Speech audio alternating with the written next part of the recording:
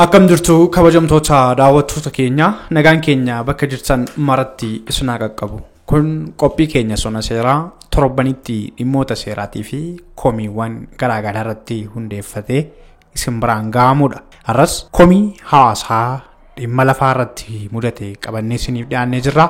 Haga xumuraatti nu faana turaan afeerraa keenya. Mootummaan naannoo Oromiyaa fi bulchiinsi magaalaa Finfinnee daangaa gareen lamaan ittiin walii galan yookiin kan mallattoon daangeffamee dhabuun rakkoo hamaa jiraattotaaf saaxilaa jira. Addatti bulchiinsi magaalaa Buraayyuu fi magaalaa Finfinnee daangaa mataa isaanii dhabuunis rakkoo addaa lammiilee waliin jiraatan irratti dhiibbaa fi rakkoo lafaa fi mana jireenyaa dhalee jira. Namoonni dhuunfaa sababa magaalaan Finfinnee fi bulchiinsi magaalaa Buraayyuu sirnaan hin safaraminiif wal dhabdee hamaa keessummeessaa jiru. Kunis komii fi mormii Finfinneen babal'achaa jirtu jedhu kaasisaa lubbuu namootaa kanaan dura hedduu nyaatee jira. Ammas komiiwwan hedduun dhalataa jiru. Galmee seenaatirraa dudduubatti deebinee waa'ee sirna bulchiinsa biyyattii bulchaa turanii yoo mil'annee ilaalle mootummaan Dargii akkuma aangootti ba'een ayidooloojii sooshaalizimii akeeka guddina dinagdee fi hawaasummaa biyyattii godhuu fi sirna itti fayyadama lafaa ammoo labsii lakkoofsa 31/67 daadhannoo lafti qonnaan bulaaf land for the tillers jedhuun lafa baadiyyaa akkasumas labsii lakkoofsa 47/67 lafti magaalaa kan mootummaa akka ta'u labsee ture. Bu'uuruma kanaan bara 1967 irraa eegalee haga bara 1983tti lafti kan dhuunfaa abbootii lafaa ta'uun isaa fi kan mootummaa fi kan uummataa akka ta'etti kan labsame ta'ullee uummatni wabii itti fayyadama lafaa argatee akka barbaadetti bilisaan itti fayyadamaa hin turre. Kun ammoo lafti magaalaa karaa salphaan akka namootaaf firamuu haala anjeessaa ture.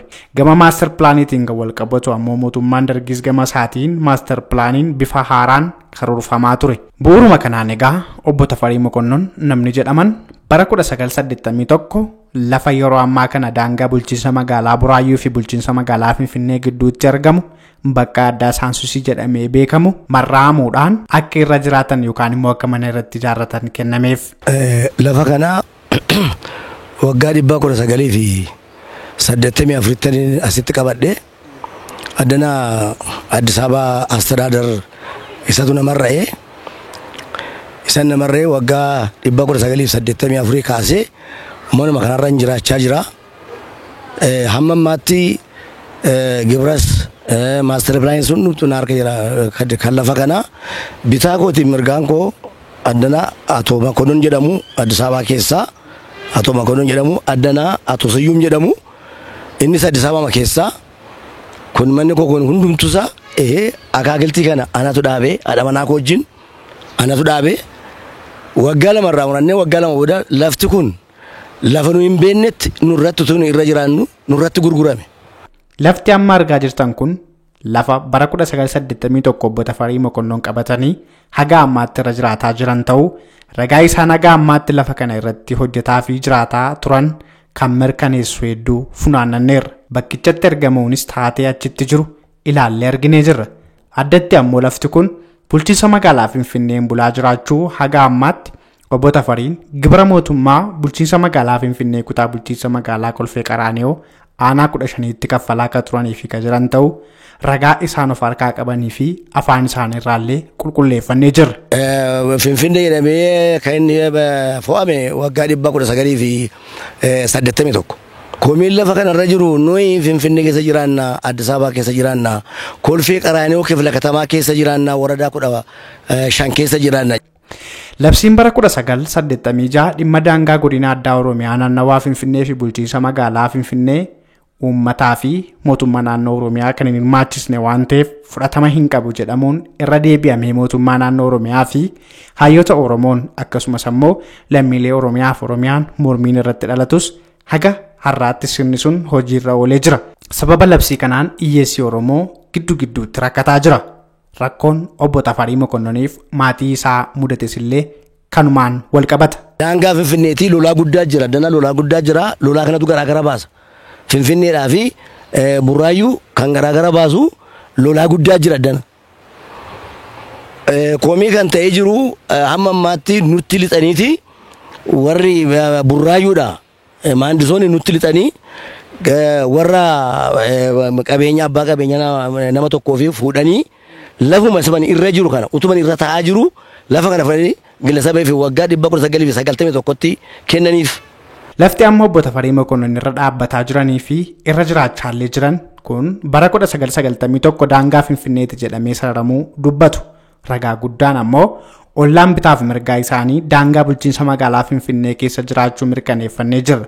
GPS'n wayita lafti kun ilaalamus daangaa Finfinnee keessa jiraachuu isaa ni mirkaneessa. Finfinneedhaa fi burraayyuu kan garaagara baasu lolaa guddaa jira.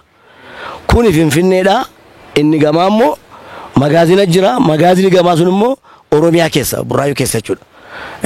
Lolaa kana achi asii ce'uu hin danda'an. Maaliif daangaatu jira? Maaster pilaaniin na harka jira. Kun maaster pilaaniin qabadheen jira. GPS's qabadheen jira. Innamma isaanii burraayyuudha jedhan kuni GIS keessa hin jiru. GIS kan jiru isa kana. Finfinnee keessa jechuudha.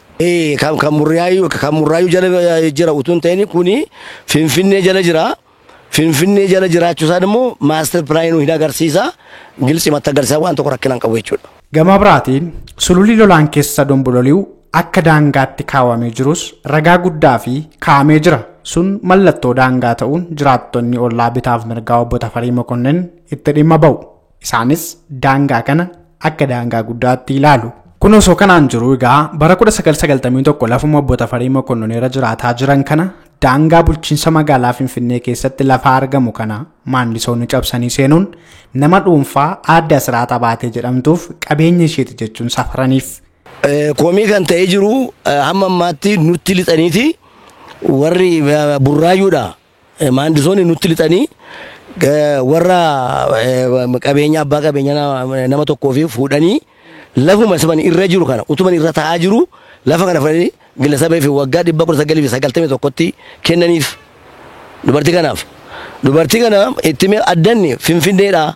Finfinnee keessa maaliif ta'ee laatu lolaa kana maa dabartu jennee itti himne bara meeqa duukaa buunee karaa firdi beetiis karaa hundumaa duukaa buunee Finfinneen nu raggaasiseera. Gubbaadhaa kaasanii qabalee gaafatanii amma kifla katamaatti GPS'dhaan gaafatanii hunduma isaa ilaalanii Finfinnee ta'uusaa arraaggatanii firdi beetiin gusaanee kenne lafa kana akka linne gaamaa dhuftanii dubartii kana mastagaa kenne firdi beetiin kenne lolaa kana ceetee akka asin dhufne jennaani kellaa koo naqa furu na duraa diiddee lafa isheen nama fiddus hin beeku hin fiddi halkanii ijoollee koo doorsisu dhagaa nutti darbatu rakkinni keenya kana gaa komeen keenya amma ammaatti. Aadde Asiraat Abaatee bara 1991 keessa lafa daangaa bulchiinsa magaalaa Buraayyuu keessatti argamu lafa qabeenyummaan isaa mana xiqqoo qabu kan maqaa Aadde Nuuriituu Jiraataa jedhamtuun jiru kan abbaa manaa ishee obbo Sanbataa jedhamu irraa hektaara 2014 ta'u kan yeroos mana yaalaa ture bitatte. Bara 1997 ammoo daangaa darbuun yeroo Itoophiyaan raafama siyaasaa keessa turte carraa sanatti fayyadamuun lafa obbo Tafarii Mokonnon kana daangeffatte.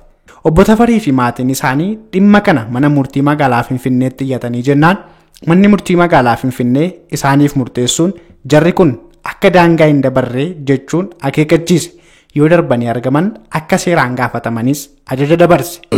Amma dubartiin kun kan isheen ammas itti qabattee nu kasaa jirtu lafti kaaree ishiitii 2041. Lafti kaaree lafa sanaa 2041. Kaartaa inni durii inni kenname jechuudha. Amma garuu naqa sadii kaartaa itti kaafattee kaartaa sobaanii 2611 jetteeti qabsiifatte. Maandisoota biratti kanan qaba jettee manni ishee jigu karaa gararraadhaa taaboot maaraafiyaa wanta ta'eefi achirraa achaas butan karaa daangaa asii ol deemu immoo karaa Oromiyaadhaa kobilistoonni qabatee kan jiru immoo inni wanta jigeefi iddoo isaa as jessanii achas natti siqanii lafa isa kan kootiidha. Nuyi kaaree 2611 qabna jedhaniitu achirratti akka isaanii raawwatu godhan malee kaareen lafa sanaa kaareen dubartii kanaa kaaree 2041 malee hin qabdu. Lammaffaa ani gibira irratti kaffalaan ture asan ture utuu dubartiin kun asin dhufin jechuudha.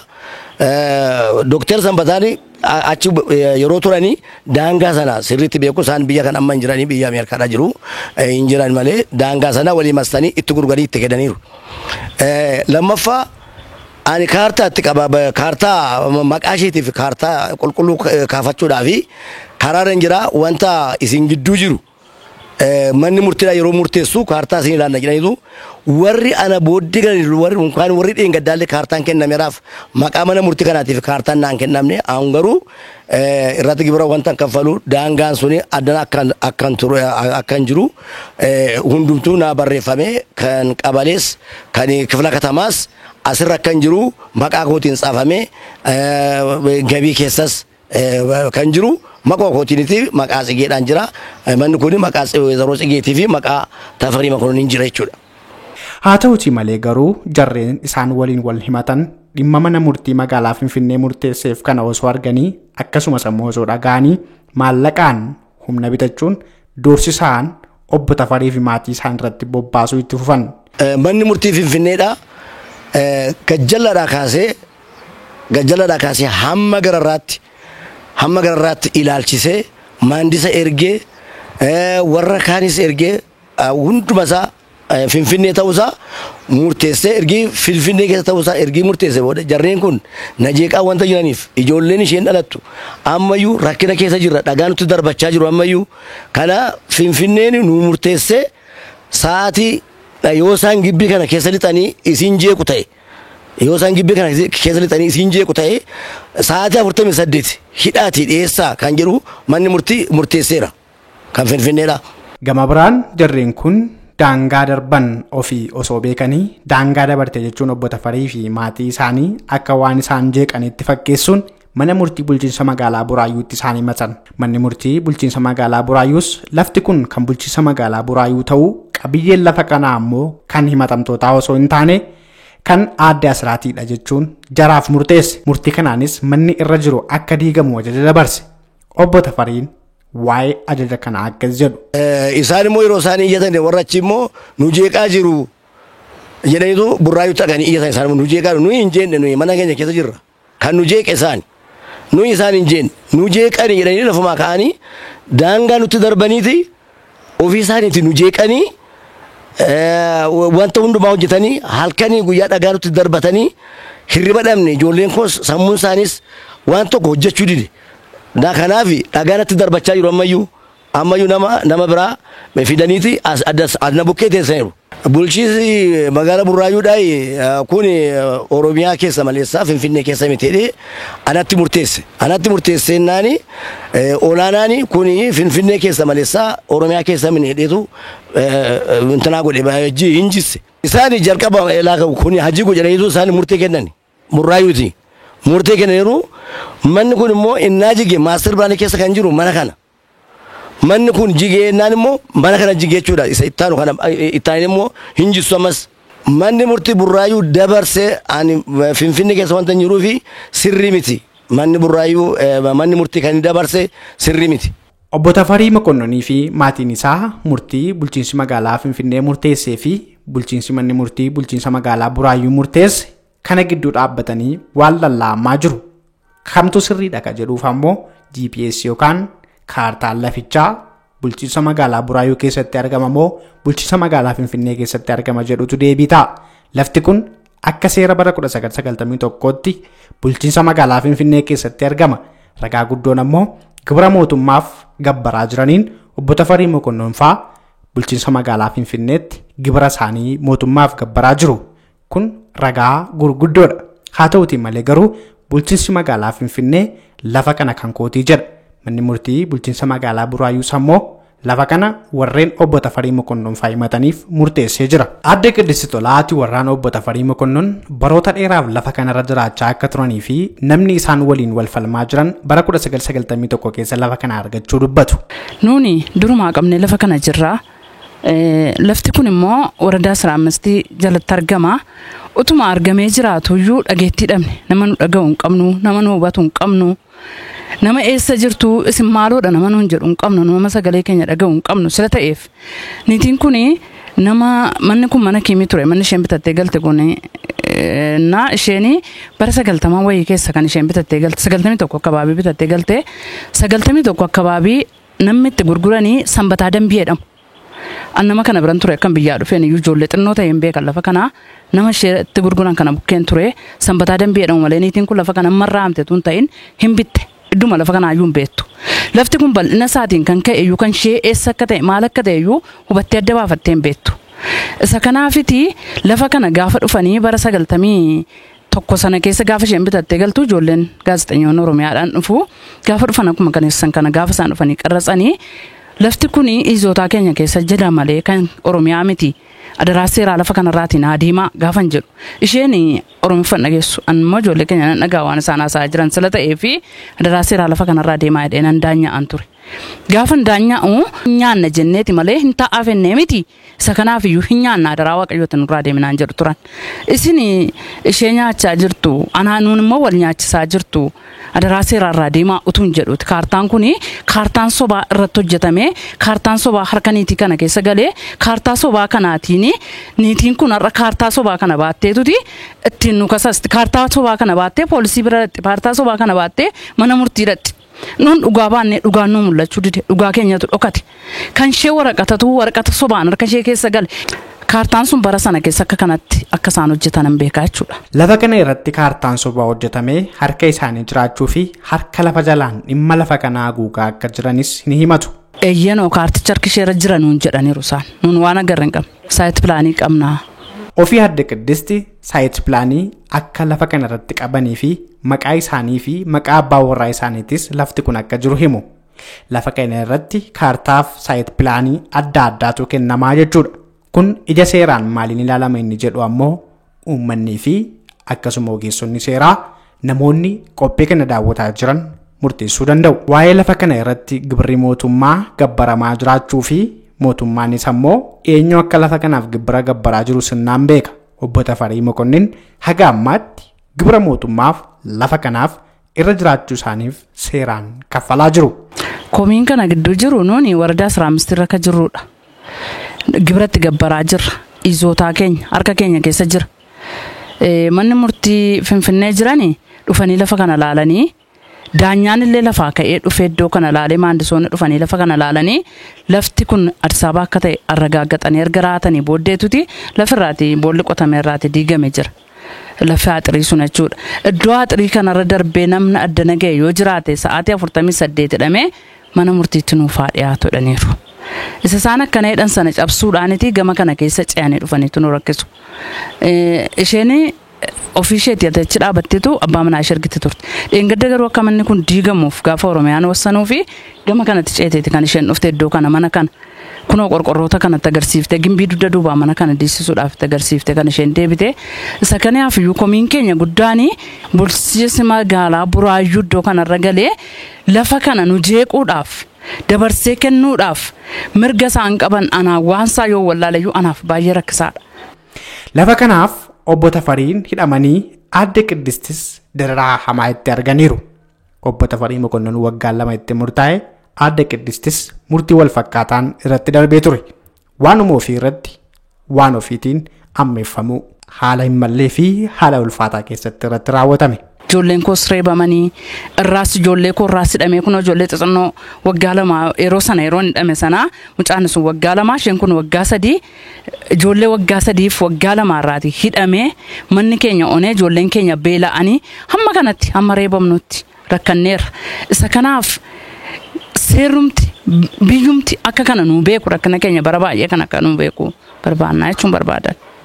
Waa'ee lafa kanarratti naqa tokko waggaa 2 natti murteessan. Waggaa 2 fi birrii 3,000 natti murteessan. Lafti kun kan isheeti as lixxeetu intina ishee diiddee baargamoo ishee murteedhaan baargamoo isuma kan kooti isuma dhaabee itti fayyadamaa jiruti suma as keessa jiruti kan isheeti jedhaniitu natti murteessanii wanjala jedhanii garuu wanjala Oromiyaa natti murteesse. Magaalaa Buraayyuu natti murteesse. Olaanaan immoo hinjise. Olaanaan hidhameen ture hinjise. Sababii kanaatiif lafti kun Finfinnee keessa wanta ta'eef intanaadhaan bakkee ba'ee hafalmatu kan jedhamu hin beeknamni anaan nafalmu hin jiru hin dhiisani soba ta'uusaa wanta beekaniif hin dhiisani. Obbo Tafarii fi maatiin isaa egaa osoo ragaa guutuu of harkaa qabanii mana murtii lama dabarse gidduutti sababa murtiin garaagaraa murteeffameef walakkaa daangaa bulchiinsa magaalaa Buraayyuu fi bulchiinsa magaalaa Finfinnee gidduu jiraachuuf danqamanii jiru. Haalli isaan amma keessa jiran haala ulfaataadha. Har'a dhiigamamoo bor dhiigamaa murtiin kun ni haqaaqamamoo ni haqamaa kan jedhu keessa jiru. Gara biraan kanan jedhu maanni amma jeeqama kana nurraa dhaabani. Jeeqama kana nurraa dhaabani. Ani mana koo keessa jira. Maatii koo wajjin jira. Jeeqama kana nurraa dhaabani. Kissii kanas nurraa dhaabani. Nuufa cufani. Kissii kana ani Finfinnee keessa jira. Finfinneenis Burraayyuunis mootummaa tokkoon bulu seerris tokkuma garuu seera lama godhame. Nuyi biyya Itoophiyaa keessa jiraanne iyyuu seeruma tokkoon bulti biyya Itoophiyaadha. Oromiyaanis seeruma Addis Ababaati. Addis Ababaanis seeruma Burraayyuu keessa kan jirudha. Garuu seera kana isaan iddoo lamatti jiranii yoo Addis Ababaa murteesse Oromiyaan immoo nurratti murteessa. Seerri kun seera lama jira nuyi bitaama nutti gale akkas jiraannu dhabne qe'ee keenya. Kun garuu haga yoomiitti itti fufa isa jedhuuf ammas gaaffii manni lakkaa'uu fi manni ilaaluudha. Abbootiin seeraa fi qaamonni dhimma ilaalan garuu waan kana sirreessuu qabu jenna. Obbo Tafariin mootummaadhaaf dhaamsa addaa qabu akkas jedhu.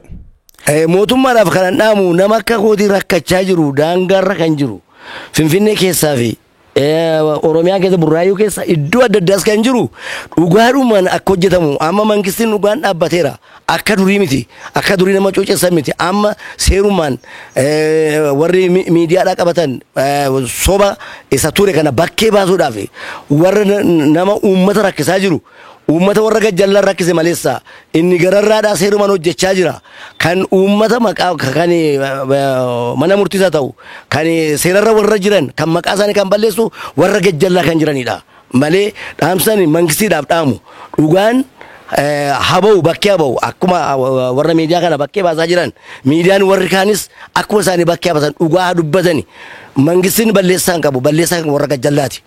Dhimma kana ilaalchisee FIB'n qaamota dhimmi ilaaluufis ta'e akkasuma immoo gama isaatiin ogeessota seeraa kutaa lammaffaa qophii kanaa keessatti qabatee kan dhiyaatu ta'a.